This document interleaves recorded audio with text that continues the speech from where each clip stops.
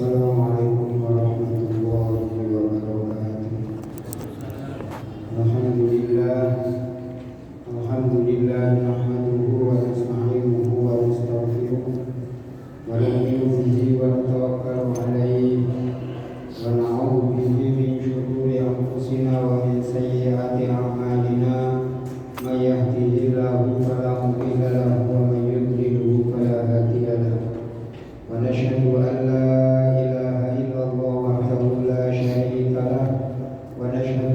سيدنا ومولانا محمدا عبده ورسوله أما بعد قال الله تعالى في كتابه الكريم أعوذ بالله من الشيطان الرجيم بسم الله الرحمن الرحيم والذين جاهدوا فينا لنهدينهم سبلنا وإن الله لمع المحسنين وقال النبي صلى الله عليه وسلم لا يؤمن أحدكم حتى تكون هواه تبعا لما جئت به أو كما قال عليه الصلاة والسلام. Jamaah sholat zuhur yang dirahmati Allah Subhanahu wa taala, lagi dan lagi kita bersyukur kepada Allah Subhanahu wa taala. Allah taala masih memilih kita untuk taat kepada Allah, untuk menunaikan panggilan Allah, untuk sama-sama meletakkan kening kita di hadapan Allah Subhanahu wa taala, dan kita memperpanjang i'tikaf kita untuk sama-sama mempelajari ilmunya Allah taala. Semoga apa yang telah kita kerjakan ini Allah taala catat dalam catatan amal kebaikan kita, termasuk min a'malis sholihat. Amin Allahumma amin. Salawat serta salam semoga tercurah kepada junjungan kita Nabi besar Muhammad sallallahu alaihi wasallam yang kita harapkan syafaatnya khususnya nanti di yaumil qiyamah. Amin Allahumma amin.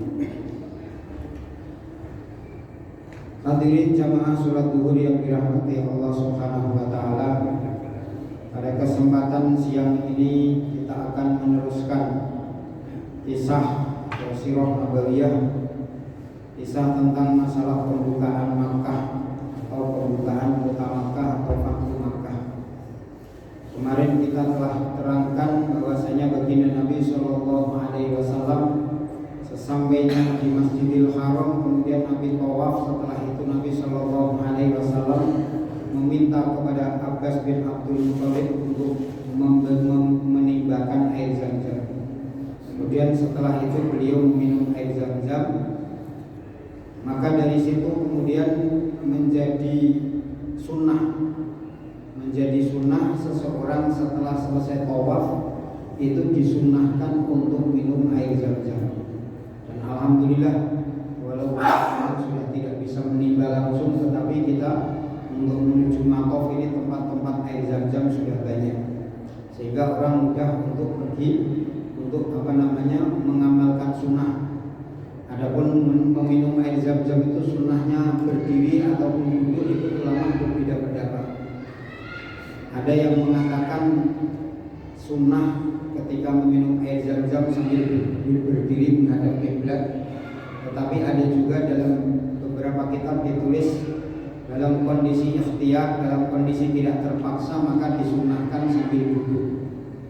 Artinya kalau kita mau mengamalkan yang berdiri juga silahkan, yang mau mengamalkan sambil duduk silahkan. Cuma yang perlu kita ingat, Nabi Shallallahu Alaihi Wasallam bersabda, Zam-Zam al-ma' lima syuribalah. Di antara keistimewaan air Zam-Zam ini adalah Zam-Zam itu diminum untuk niat apapun. Dalam satu riwayat dikatakan orang yang lapar minum air Zam-Zam jadi kenyang, orang yang haus minum air Zam-Zam akan menjadi segar. Maka biasanya kita dianjurkan untuk berdoa sebelum minum air Zam-Zam. Kemudian hadirin yang dirahmati Allah Ta'ala, setelah itu Nabi Shallallahu Alaihi Wasallam ditawari oleh Abbas bin Abdul Muthalib untuk menempati rumahnya Rasulullah Shallallahu Alaihi Wasallam. Wahai Rasulullah, apakah engkau tidak ingin menempati rumah yang belum kau tempati bersama Khadijah? Kita tahu ketika para sahabat mereka hijrah ke Madinah, maka barang-barang mereka termasuk rumahnya ini dijadikan jarahan oleh orang-orang Quraisy. Jadi apa yang ditinggalkan itu dianggap milik mereka. Termasuk salah satunya adalah rumah Rasulullah. Kemarin kami terangkan bahwasanya rumah Rasulullah ini adalah rumah yang ada di kawasan elitnya kota Makkah. Tetangganya Abu Jahal, tetangganya Abu Lahab, tetangganya Abu Sofyan. Jadi di situ memang rumah Khadijah ini adalah rumah di antara orang-orang elit. Maka ketika Nabi Shallallahu Alaihi Wasallam hijrah ke Madinah, rumah itu ternyata sudah dikuasai oleh Aqil bin Abi Thalib, anaknya atau saudara sepupunya Rasulullah.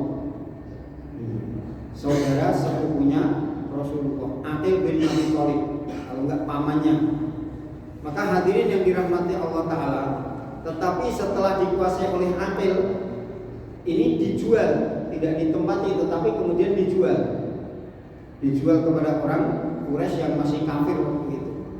Maka ketika Nabi Shallallahu Alaihi Wasallam ditawarkan oleh Abbas untuk menempati rumahnya yang dulu telah dikuasai oleh Aqil dan dijual, jawab Nabi Shallallahu Alaihi Wasallam, di manakah Aqil bin Abi Thalib? Bukankah dia adalah keponakanku? Hadirin yang dirahmati Allah Ta'ala, Nabi Shallallahu Alaihi Wasallam tidak mau menempati rumah itu karena sudah dijual. Ini sudah menjadi hukum di dalam syariat Islam. Kalau seandainya dalam satu negara kemudian terjadi peperangan, kemudian kok negara itu dikuasai oleh musuh, naudzubillah, misalnya kita hidup di Indonesia, kemudian ada orang musuh Islam datang atau musuh kita menguasai sehingga kita diusir dari Indonesia. Kemudian oleh orang yang menguasai tadi, yang dijadikan ghanimah atau jarahan tadi, kemudian dia jual, maka ketika kita masuk lagi tidak serta-merta itu menjadi milik kita, tidak bisa. Karena apa? Karena sudah dimiliki oleh orang lain, walaupun sebenarnya jual belinya tidak sah. Karena itu adalah jual beli fuduli. Fuduli itu apa? Fuduli itu adalah jual beli barang orang lain, kecuali kalau memang sudah menjadi miliknya, sudah menjadi harta rampasannya. Kalau di dalam peperangan ada harta rampasan, sementara Nabi hijrah, ini bukan harta rampasan sebenarnya. Maka di situ Nabi Shallallahu Alaihi Wasallam tidak mau tinggal di rumahnya Aqil bin Abi Thalib, tetapi kemudian Nabi Shallallahu Alaihi Wasallam tinggal di tempat adiknya Ali bin Abi Thalib.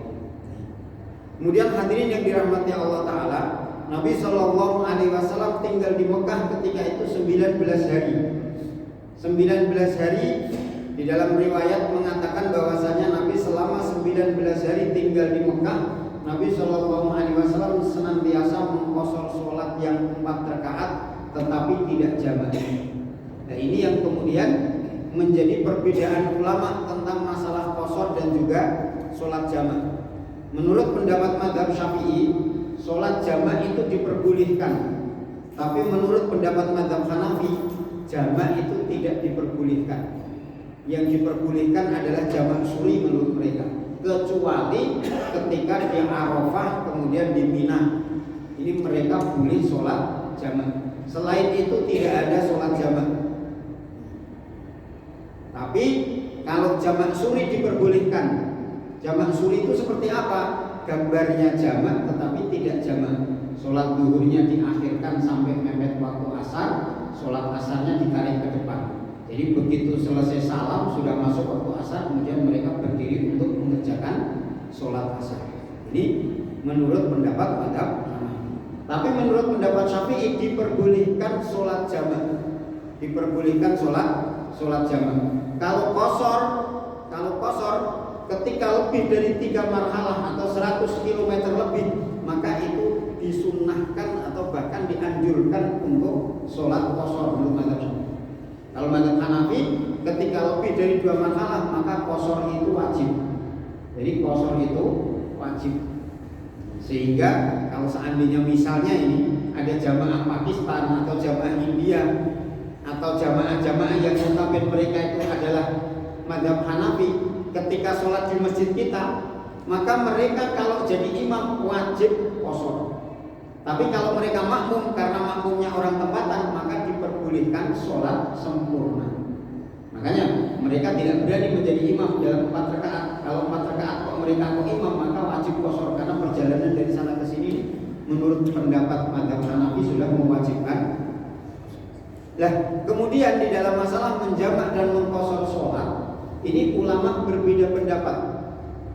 Terutama pendapat yang kuat dari kalangan mazhab Syafi'i, kalau orang itu tidak niat iqamah, kalau dia kok tidak ada niat iqamah, maka diperbolehkan 4 hari 4 malam untuk mengqashar dan menjamak sholatnya, selain hari masuknya dan juga hari keluarnya. Misalnya kita mudik sampai di rumah kita tidak ada niat iqamah di sana, mau di sini berapa hari, ya paling setelah selesai sowan-sowan kemudian berangkat lagi. Nah ini boleh 4 hari 4 malam. Tapi kalau niat iqamah begitu sampai tempat tujuan, ini tidak boleh jamak ataupun qashar. Kita memang niatnya pindah tempat, dari sini kita pindah rumah ke Semarang misalnya, sudah boyongan semua. Begitu sampai di rumah itu sudah tidak boleh niat jamak, tidak boleh sholat jamak ataupun sholat qashar karena kita niat iqamah. Atau santri, kita mau mengantarkan santri ke pesantren, begitu sampai di pesantrennya, walaupun mungkin di Jawa Timur, itu anaknya sudah tidak boleh jamak dan tidak boleh qashar. Kalau bapaknya boleh, karena bapaknya tidak ada niat iqamah di situ. Batasannya berapa hari? 4 hari. Kemudian hadirin yang dirahmati Allah Ta'ala, kalau ada orang yang punya hajat yang tidak diketahui kapan selesainya, sewaktu-waktu dia akan pergi, sewaktu-waktu nanti akan hajatnya datang, maka ulama mengatakan boleh sampai 19 hari, seperti Rasulullah SAW. Jadi Nabi memang tidak ada keinginan untuk mukim di Mekah, dan Nabi SAW ini tidak ada, masih menunggu kabar berikutnya, apakah Nabi pulang, ataukah Nabi ke Taif, ataukah Nabi ke Hunain, sehingga Nabi SAW masih ada hajat yang belum tertunaikan dan itu tidak diketahui kapan waktunya. Maka ulama mengatakan kalau orang seperti ini boleh sampai 19 hari. Ini tentang pendapat masalah jamak dan qashar. Jadi jamak kalau qashar ini mulainya dari Rasulullah SAW sampai 19 hari ketika Fathu Makkah. Kemudian hadirin yang dirahmati Allah Ta'ala, ketika itu Nabi SAW mengumpulkan kepada para sahabat, kemudian Nabi SAW memberikan bayan atau memberikan khutbah. Nabi SAW memberikan khutbah, di antaranya tidak ada kemusyrikan, tidak ada riba, kemudian tidak ada kezaliman, kemudian semua perkara jahiliyah ada di bawah telapak kakiku sampai nanti, kecuali urusan haji dan umroh. Karena urusan haji dan umroh sejak zaman jahiliyah sudah dipegang oleh orang-orang Quraisy dan Nabi tidak mau menghilangkan kebiasaan itu. Maka Nabi SAW ketika itu belum mendapatkan wahyu untuk menyempurnakan haji dan umroh. Karena perintah haji itu nanti akan wujud ketika Hujjatul Wada. Ketika Hujjatul Wada tahun ke-6 Nabi SAW, tahun ke-8 Nabi SAW Fathu Makkah, nanti tahun ke-10 Nabi SAW Hujjatul Wada. 2 tahun setelahnya, baru setelah Hujjatul Wada, Nabi mengatakan khudhu anni manasikakum. Ambillah dariku manasik kalian. Ini tentang masalah haji dan umroh. Tetapi selain itu Nabi SAW hilangkan kemusyrikan, dihilangkan, kemudian semua berhala-berhala. Bagaimana Nabi SAW ketika sudah Nabi SAW selesai menghabiskan itu semua, Nabi SAW begitu masuk, kemudian Nabi SAW mempersilahkan, setelah Nabi sholat kemudian Nabi mempersilahkan tawaf, kemudian Nabi SAW minum air zam-zam. Setelah itu semua sahabat suruh minggirlah kalian. Maka orang-orang berputar di sekeliling Ka'bah, orang kafir Quraisy ada di belakangnya, orang muslimin ada di depan menjaga Rasulullah, kemudian yang di belakangnya adalah orang-orang Quraisy. Nabi Shallallahu Alaihi Wasallam ketika itu naik untanya Qaswah seraya membaca ayat wa qul ja'al haq wa zahaqal batil innal batila kana zahuqa. Sambil meneriakkan ayat itu Nabi Shallallahu Alaihi Wasallam kemudian memukuli dengan tongkatnya setiap patung-patung yang ada di situ. Kita tahu ada kurang lebih 360, ada yang mengatakan 375 berhala yang ada di sekitar Ka'bah dan juga yang ada di dalam Ka'bah. Maka ketika itu Nabi Shallallahu Alaihi Wasallam memukuli semuanya. Dan anehnya nampak kemukjizatan Nabi Shallallahu Alaihi Wasallam ketika itu adalah setiap patung yang akan dipukul oleh Rasulullah belum sampai tongkat Nabi menempel, patung itu hancur dan menjadi tanah. Jadi tidak ada sisa batu-batu, bongkahan batu, tidak ada. Sehingga Nabi Shallallahu Alaihi Wasallam setelah itu tidak perlu membersihkan puing-puing patung itu, tidak, karena memang ketika disentuh Nabi Shallallahu Alaihi Wasallam itu semuanya hancur, kecuali yang ditinggalkan waktu itu ada satu namanya Hubal. Berhala Hubal ini adalah berhala yang paling besar. Berhala Hubal ini kalau dibawa oleh 9 orang maka tidak akan kuat. Berhala Hubal ini diikat pakai rantai-rantai khawatir kalau dicuri. Dan banyak sekali perhiasan yang ada padanya untuk persembahan. Maka Nabi Shallallahu Alaihi Wasallam sengaja membiarkan, kemudian memperlihatkan kepada seluruh orang yang ada di situ. Bahkan keyakinan orang-orang kafir Quraisy ketika itu, selama Hubal berdiri di haram maka tidak akan ada bencana yang datang. Selama Hubal berdiri di tanah haram maka tidak akan ada orang yang berani menyerang atau Mekah tidak mungkin untuk dikalahkan. Ternyata jangankan Hubal 360 masih ada, ternyata sudah kalah mereka. Maka Nabi Shallallahu Alaihi Wasallam ketika itu kemudian mendekati Hubal seraya naik Qaswahnya. Hubal itu tinggi, tapi Nabi Shallallahu Alaihi Wasallam naik unta Qaswah. Unta Qaswah juga lebih tinggi lagi. Berdirinya pun tinggi. Maka Nabi Shallallahu Alaihi Wasallam menculek matanya itu. Jadi mata itu ditusuk pakai tongkatnya dan langsung hancur. Maka ketika itu sahabat bertakbir semua dan orang kafir Quraisy yang ada di situ melihat bagaimana Tuhan yang mereka sembah, Tuhan yang mereka anggap itu bisa memberikan segala sesuatunya, ternyata hancur lebur. Mereka pun langsung bersyahadat di hadapan Rasulullah. Jadi ketika itu orang yang hadir di situ semua bersyahadat di hadapan Rasulullah SAW, baik laki-lakinya maupun wanitanya. Maka hadirin yang dirahmati Allah Subhanahu Wa Taala, setelah itu Nabi Shallallahu Alaihi Wasallam mengumpulkan para wanita. Nabi Shallallahu Alaihi Wasallam mengumpulkan para wanita, baik yang sudah Islam atau yang belum Islam. Kemudian setelah Nabi Shallallahu Alaihi Wasallam mengumpulkan para wanita semuanya, maka Nabi Shallallahu Alaihi Wasallam memerintahkan mereka atau memberikan khutbah kepada mereka. Di antara isi khutbahnya adalah bagaimana tidak boleh ada kesyirikan di Mekah lagi. Di tanah Mekah tidak boleh ada kesyirikan, terutama di Masjidil Haram tidak boleh ada kesyirikan lagi. Ketika Nabi Shallallahu Alaihi Wasallam menyampaikan itu, maka ada satu orang wanita dari belakang teriak, "Wahai Rasulullah, kalau ada Tuhan selain Allah, bagaimana mungkin kami akan kalah?" Maka Nabi Shallallahu Alaihi Wasallam tahu itu adalah suara Hindun. Dan kita tahu kemarin sudah kami sampaikan ada 10 orang. Nanti akan kami jelaskan kapan berikutnya. 10 orang yang memang Nabi Shallallahu Alaihi Wasallam mengizinkan untuk dibunuh, walaupun dia bergelantungan di bawah kiswah Ka'bah. Artinya apa? Saking diizinkannya dibunuh walaupun di Masjidil di tanah haram, di Masjidil Haram, bahkan di bawah Ka'bah sekalipun orang itu boleh dibunuh. Saking besarnya dosanya. Maka ketika itu Nabi Shallallahu Alaihi Wasallam mendengar suara itu, "Ya Rasulullah, kalau seandainya ada Tuhan selain Allah, maka bagaimana kita akan hancur? Bagaimana kita akan kalah?" Maka Nabi Shallallahu Alaihi Wasallam melihat Hindun, kemudian Hindun langsung bersyahadat, "Asyhadu alla ilaha illallah wa asyhadu anna Muhammadar Rasulullah." Kenapa? Karena Hindun tahu kalau tidak bersyahadat bisa mati dia, karena dia ada dalam target. Maka begitu mendengar Hindun bersyahadat, maka Nabi Shallallahu Alaihi Wasallam pun tersenyum.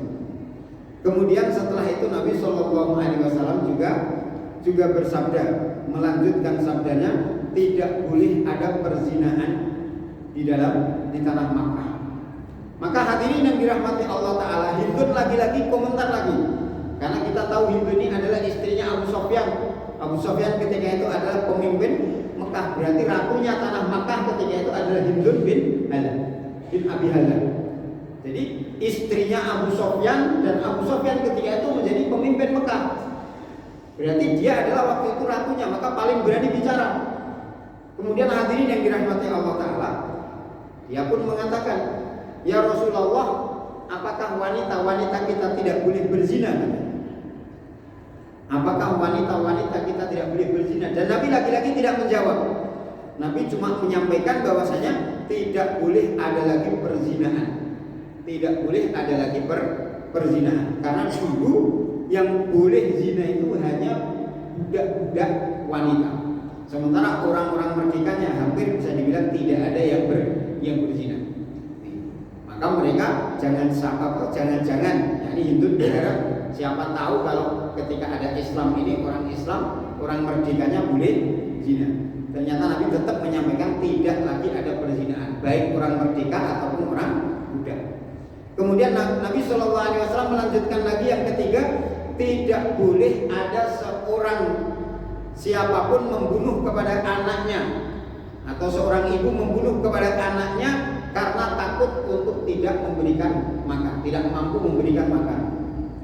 Maka lagi-lagi Hindu komentar lagi, ya Rasulullah, bagaimana kami akan membunuh anak-anak kami, sementara anak-anak kami besarkan dengan jerih payah kami, engkau telah membunuh mereka ketika di Badar. Kita tahu bahwasanya bapaknya Hindun meninggal di Badar, anaknya Hindun meninggal mati di Badar. Kami membesarkan capek-capek dengan jerih payah kami, engkau malah membunuh anak-anak kami di Badar. Nabi Shallallahu Alaihi Wasallam lagi-lagi tidak komentar, Nabi cuma tersenyum saja. Karena Hindun ini sudah masuk Islam, maka Nabi tidak membunuh lagi. Bahkan Nabi Shallallahu Alaihi Wasallam melindungi setiap orang yang masuk Islam. Di dalam hadis Nabi Shallallahu Alaihi Wasallam bersabda, ketika orang itu sudah masuk Islam, maka sudah diharamkan darahnya dan juga hartanya. Maka Hindun begitu masuk Islam, walaupun Nabi Shallallahu Alaihi Wasallam sangat sakit ketika mengingat kembali bagaimana dulu Hindun membunuh Sayyidina Hamzah, orang yang paling dicintai Nabi, orang yang paling melindungi Nabi, satu-satunya paman yang masuk Islam ketika itu dibunuh oleh Hindun dan jasadnya dicacah-cacah sampai seperti itu. Maka Nabi Shallallahu Alaihi Wasallam ketika melihat Hindun masuk Islam, Nabi Shallallahu Alaihi Wasallam telah membuka hatinya, bahkan tidak ada dendam sedikit pun. Padahal Sayyidina Umar pernah berkata, aku tidak pernah melihat Nabi menangis tersengguk-sengguk sampai seperti itu selain ketika terbunuhnya Sayyidina Hamzah. Nabi merasa paling sangat kehilangan ketika terbunuhnya Hamzah. Siapa pelakunya? Pelakunya adalah Wahsy. Kemudian yang kedua adalah Hindun yang mengunyah jantungnya Sayyidina Hamzah. Tapi Nabi tidak ada dendam. Ini sifat besarnya Rasulullah Shallallahu Alaihi Wasallam. Kemudian hadirin yang dirahmati Allah Subhanahu Wa Taala, orang yang berikutnya yang kemudian mereka setelah itu Nabi Shallallahu Alaihi Wasallam kemudian meminta kuncinya Ka'bah. Nabi Shallallahu Alaihi Wasallam meminta kunci Ka'bah. Kita tahu di dalam Ka'bah pun masih ada berhala dan juga ada gambar-gambar yang di dalamnya itu dulu diukir relief. Jadi di dalam itu juga digambari berhala-berhala mereka. Kemudian Nabi Shallallahu Alaihi Wasallam meminta kepada Utsman bin Tolhah, karena pemegang kunci daripada Ka'bah itu dari dulu sejak zaman Nabi Ibrahim alaihissalam.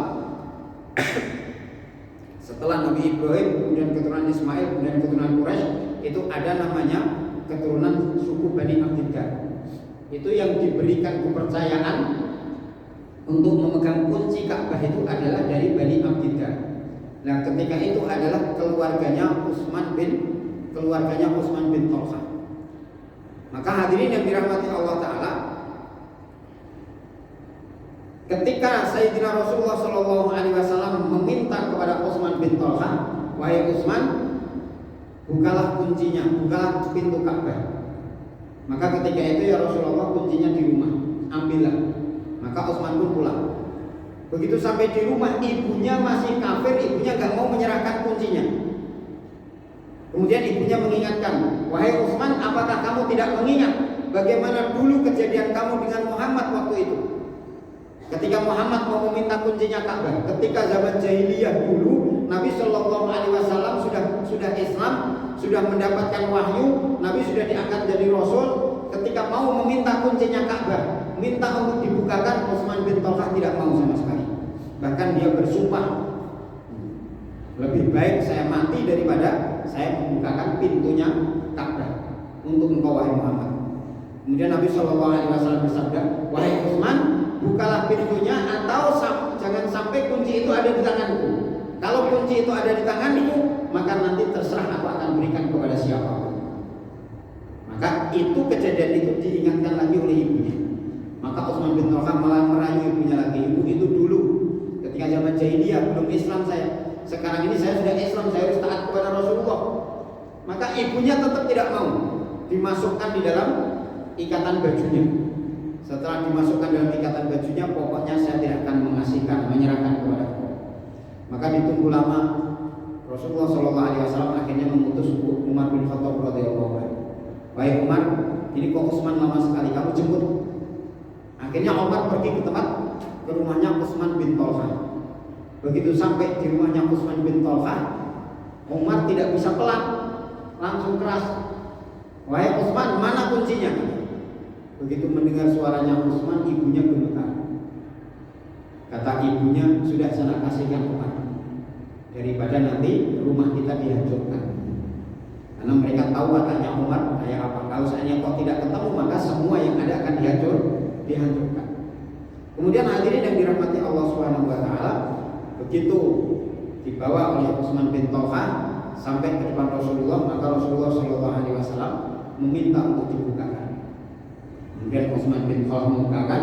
Sebelum Nabi Shallallahu Alaihi Wasallam masuk, maka Rasulullah Shallallahu Alaihi Wasallam perintahkan kepada Umar bin Khattab untuk membersihkan berhala dan juga gambar-gambar yang ada di Ka'bah. Maka dibersihkan semua. Termasuk di dalamnya ada gambarnya Ibrahim dan Ismail menurut versi mereka. Kalau kita sering lihat gambar, ada Ibrahim, kemudian ada Ismail membawa kambing, kemudian ada malaikat Jibril bersayap, naik burung, kuda bersayap.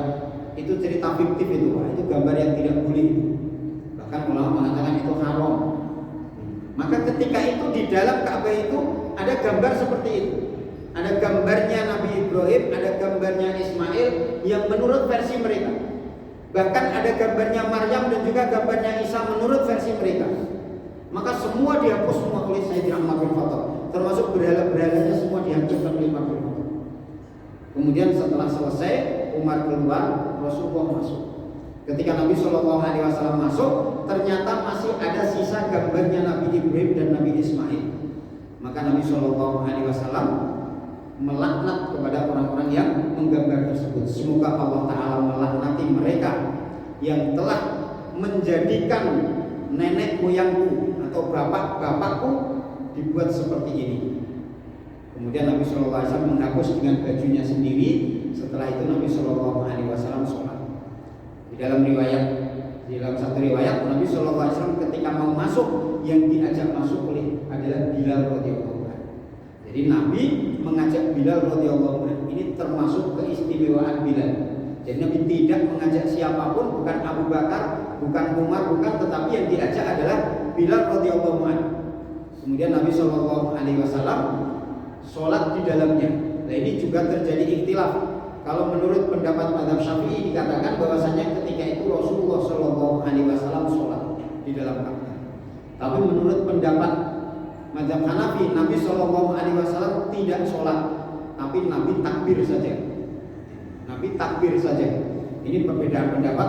Nanti ulama pendapat fikih yang menerangkan fikih yang akan menerangkan masalah itu. Bolehkah kita sholat di dalam Ka'bah atau tidak? Kemudian hadirin yang dirahmati Allah Ta'ala, setelah selesai sholat, maka kemudian Rasulullah keluar.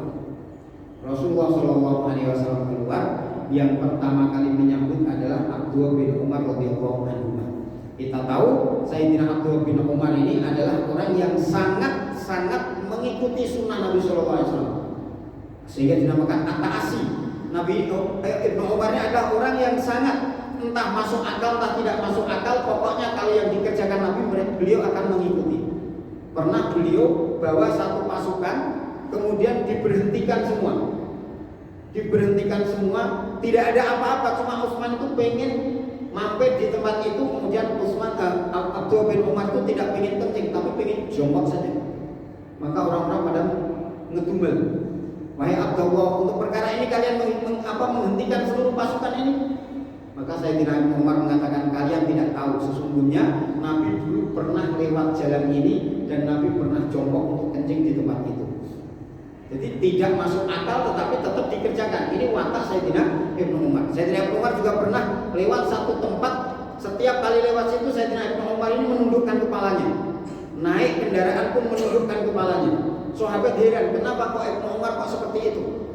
Maka beliau menceritakan dulu Rasulullah pernah lewat di sini dan ketika itu ada pohon-pohon kurma yang melintangi sehingga Rasulullah menundukkan kepalanya. Maka sahabat lain mengatakan, ya Ibnu Umar, ya Abdullah, bukankah pohonnya sudah tidak ada? Kata Ibnu Umar, ada, tidak ada, dulu Rasul menundukkan kepalanya maka saya ikuti. Ini makanya Sayyidina Abdullah bin Umar itu mendapat gelar at-ta'asi, orang yang sangat meneliti terhadap sunnahnya Rasulullah Shallallahu Alaihi Wasallam.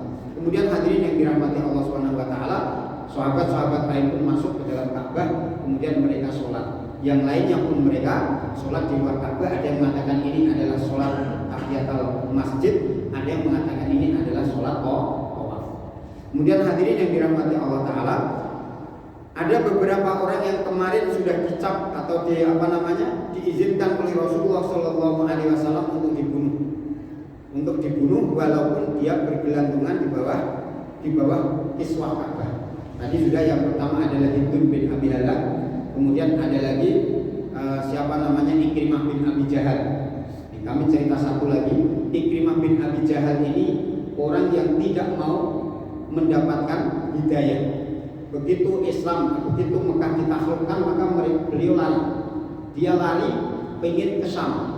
Jadi beliau lari ke Jeddah. Di Jeddah di pelabuhan beliau pengen naik kapal. Ada satu riwayat mengatakan ketika itu tukang kapalnya tidak mau memberikan tumpangan kecuali dia masuk Islam, sampai dia mengatakan saya lari ke sini ini untuk melarikan diri dari kalimat ini. Ternyata saya ketemu dengan kalimat ini. Akhirnya dia pun masuk Islam.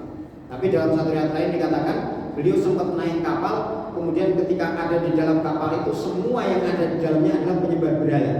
Dan anehnya mereka itu walaupun mau pergi ke Syam, jadi mereka lari ke Afrika dulu, nanti baru ke Syam. Mereka itu semua membawa berhala. Nah, ketika terjadi angin topan, anehnya ketika terjadi angin topan, itu mereka semua menyembah berhalanya. Nah, Ikrimah tidak bawa berhala. Jadi cuma beliau sendiri yang tidak bawa berhala. Beliau kesempatan melihat. Jadi tidak pernah difikirkan bagaimana Allah Ta'ala memberikan hidayah. Semua yang meminta kepada berhala itu tidak ada yang selesai. Akhirnya mereka jengkel, berhala itu dibuang ke laut. Ada yang patah kepalanya, ada yang patah kakinya, dibuang semua. Sampai Ikrimah itu dalam hatinya, kenapa mereka sampai seperti ini dengan Tuhan mereka? Saya sembah sekian tahun pun tidak bisa menyelesaikan masalah. Itu pun juga tidak bisa menyelesaikan masalah. Ikrimah mencoba untuk berdoa dengan Tuhannya Muhammad. Wahai Tuhannya Muhammad, selamatkan. Ternyata kemudian reda. Begitu reda, dia tahu berarti yang harus saya yakin ini adalah Tuhannya Muhammad. Akhirnya dia masuk Islam. Ketika masuk Islam, delalah ketika itu berpapasan, ada kapal yang mau ke Syam, ada kapal yang pulang dari Syam. Kemudian mereka karena sama-sama selamat dari badai, akhirnya ada pertukaran. Ada yang enggak jadi pergi, ada yang tidak jadi, ada yang pulang. Termasuk Ikrimah ikut kapal itu. Begitu sampai di Jeddah, ternyata sudah ditunggu istrinya, namanya Ummu Hakim. Ummu Hakim ini ketika mau mengejar Ikrimah, dia sudah minta izin kepada Rasulullah. Ya Rasulullah, kalau seandainya Ummu Hakim masuk Islam bersama dengan Hindun, ketika dikumpulkan wanita-wanita tadi, ya Rasulullah, kalau Ikrimah saya temukan kemudian masuk Islam, apakah dia selamat? Maka Nabi menjawab ya. Maka beliau pun cari. Nah, ketika mau mencari ke Jeddah itu, beliau mendengar kabar bahwasanya dia mau naik kapal, dia membawa budaknya. Nah, ketika di tengah jalan budaknya ini akan memperkosa tuannya. Maka kemudian beliau bisa lari, akhirnya sampai di Jeddah ketemu sama Ikrimah bin Abi Jahal. Setelah ketemu istrinya, kemudian dia pun masuk Islam. Kemudian setelah itu dibawa pulang. Budaknya dibunuh karena dia akan memperkosa tuannya. Maka budak itu akhirnya dibunuh dan Ikrimah masuk Islam, dan Islamnya pun diterima oleh Rasulullah Shallallahu Alaihi Wasallam. Ini 2 di antara 10 orang yang diizinkan untuk dibunuh. Mungkin itu dulu yang dapat kami sampaikan. Semoga Allah Taala berikan kemanfaatan, Allah Taala berikan kepahaman kepada kita, dan kita bisa mendapatkan berkahnya para sahabat radhiyallahu anhum ajmain. Amin Allahumma amin. Subhanallah wa bihamdihi, subhanakallahumma wa bihamdika, asyhadu an la ilaha illa anta, astaghfiruka wa atubu ilaik. Assalamualaikum.